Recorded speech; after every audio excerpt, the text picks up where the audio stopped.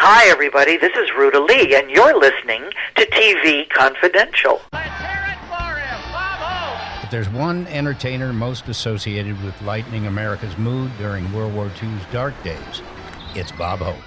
Ed Robertson welcoming you back to TV Confidential, radio talk show about television. Calendar year 2025 marks the 80th anniversary of the end of World War II, while this coming Thursday, May 29th, marks the 122nd anniversary of the birth of legendary entertainer Bob Hope. With both these occasions in mind, and as it is Memorial Day weekend as this program airs, we thought we'd let you know about a new documentary that premiered earlier this month on PBS stations across the country. It is called Miles, Morale, and Memories, Bob Hope and World War II, and it examines the impact Bob Hope had on World War II and the risks that he took, logging thousands and thousands and thousands of miles all over the world between 1941 and 1945 to entertain our troops, often putting his own life on the line in the process. The narrator of Miles, Morale, and Memories, Bob Hope and World War II, is Gary Sinise, while the director of the documentary is Tim Gray. Tim Gray's on the line with us right now. Tim has won 6 regional Emmy Awards for his work, plus he has received the American Public Television National Programming Excellence Award. He is also founder of the World War II Foundation, a nonprofit organization that has produced more than 40 documentary films on the personal stories of World War II. Tim Gray, welcome to TV Confidential. Thanks, Ed. Appreciate you having me on. I'm very excited. What led you to start the World War II Foundation, and how did that lead you to make this documentary on Bob Hope? When I was 6 years old, a long time ago, I picked up a book about World War II and was just fascinated with the personal stories from the war. And then spent my career as a television sports anchor working around the country and doing TV sports and things like that. When I got out of that, I said, I'd like to do films on World War II. And that led to our first film in 2006, and we're just finishing up our 41st and 42nd films now. It's a way to make sure that these stories of these men and women are not forgotten when this generation passes into history, which they will be doing very soon, unfortunately. Yeah, it is unfathomable to think that the memory of World War II will fade in the background, but as more veterans pass, that risk becomes possible, which adds to the importance of people like you who keep their stories alive and keep their experience and their memories of the experience and the sacrifice they made part of the public consciousness. Yeah, and the unfortunate part, Ed, is that they don't teach history in school as much as when I was a kid. So what we feel we're doing is we're a conduit to a student who wants to learn about World War II and may watch one of our films which deal with all aspects of the war. And then the hope is that maybe on their own they'll go and Google Pearl Harbor or Iwo Jima or Auschwitz or the Tuskegee Airmen, whatever it is. So that's important. The other part of it is making sure that the stories are seen. I mean, it's one thing to chronicle the stories, but they need to be seen by people. So we have a great relationship with American Public Television and PBS, where our films air all over the country and then air all over the world. So it's great to preserve these stories, but you want to make sure that they're out there in the atmosphere and that people can actually see them and learn from them. Miles, Morale, and Memories, Bob Hope, and World War II, scheduled to air on 315 PBS stations over the next few weeks. Check your local listings. You can also enjoy it on demand at pbs.org or by downloading the PBS app. For more on Tim Gray and the World War II Foundation, WWII Foundation.org. You mentioned, it's interesting, you mentioned how one of your motivations for doing not only Miles, Morale, and Memories, but all the other 40 films that you do for the World War II Foundation, Tim, part of your motivation is as a teaching tool for young people to, so that it sinks in.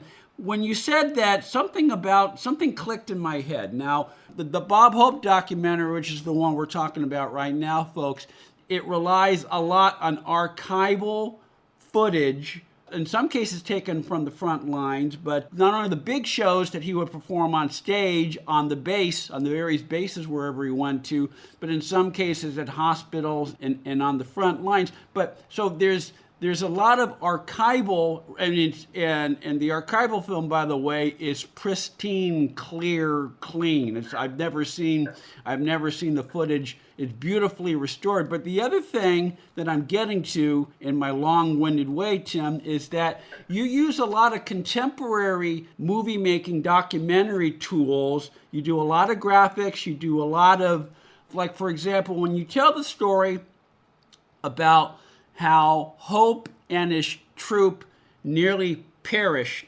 while flying over Alaska in the dead of night. You use modern day graphics, to help illustrate that. Now, for me, I'm of a certain age.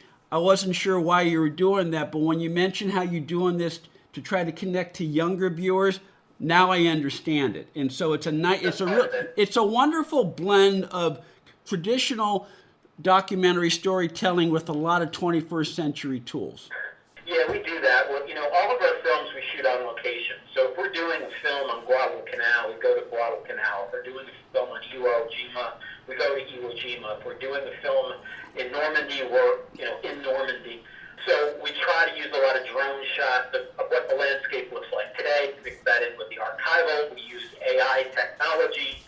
For something like Bob Hope's plane almost crashing in Alaska, obviously there's no footage of that. So sometimes you try to recreate something, and I think it worked in this case. We try not to do that. We try to rely on the actual archival footage from that event or moment, if it exists. If it doesn't exist, then you consider other technologies to tell the story. But it's just another way of storytelling. But the stories and trying to get these stories out of these men and women has been a challenge, and most of them are just so humble.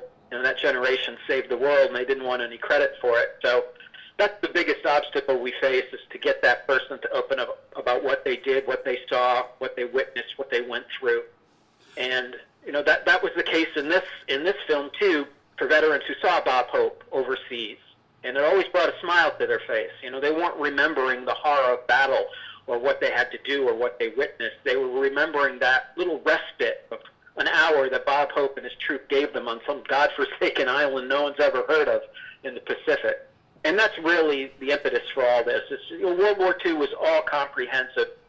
Hollywood was all in. Bob Hope was all in. It's just another aspect of telling people about the war. Tim Gray is on the line with us. Tim is the producer and director of Miles, Morale, and Memories, Bob Hope and World War II, new documentary about Bob Hope and his personal involvement entertaining the troops of World War II. The documentary is narrated by Gary Sinise. It features Linda Hope, Bob Hope's daughter, Joe Colonna, grandson of Jerry Colonna, Bob Hope's aide-de-camp during his World War II shows. Many World War II historians, many firsthand memories of World War II veterans, as Tim just alluded, plus some of the many letters written to Bob Hope by our servicemen and women and or their families. Stay with us, folks. We'll be right back. This portion of TV Confidential is brought to us by our friends at Front Porch Realty, the community of realtors in the Northern Bay Area of California that is committed to finding the solution that is best for their clients. Whether you're a first-time home buyer or looking to sell or lease your property in Northern California, call Karen Strain at 415-886-7411 or visit frontporchrealtygroup.com for more information on how they can help you. One more item. If you're starting a company, particularly one that is in an emerging market, you know that averting any sort of legal dispute is crucial to your business plan. Our friends at Tectonic Law offer an array of services that can help you avoid and preempt future litigation while also developing and protecting your intellectual property and intangible assets. Tectonic Law serves the needs of a host of emerging industries throughout California and beyond, including industrial designers, beverage makers, artists, farmers, retail stores, health practitioners, wellness experts, cosmetics manufacturers, nonprofit organizations, innovators in sustainable practices, and libraries. Go to tectoniclaw.com to learn more about how Tectonic Law can help your business thrive. tectoniclaw.com. Rock solid representation for groundbreaking industries. Hey friend, I hope you know this is Pat Boone, and you and I are enjoying TV Confidential with my buddy Ed. From Marksfield near Riverside, California, The Pepsodent Show, starring Bob Hope.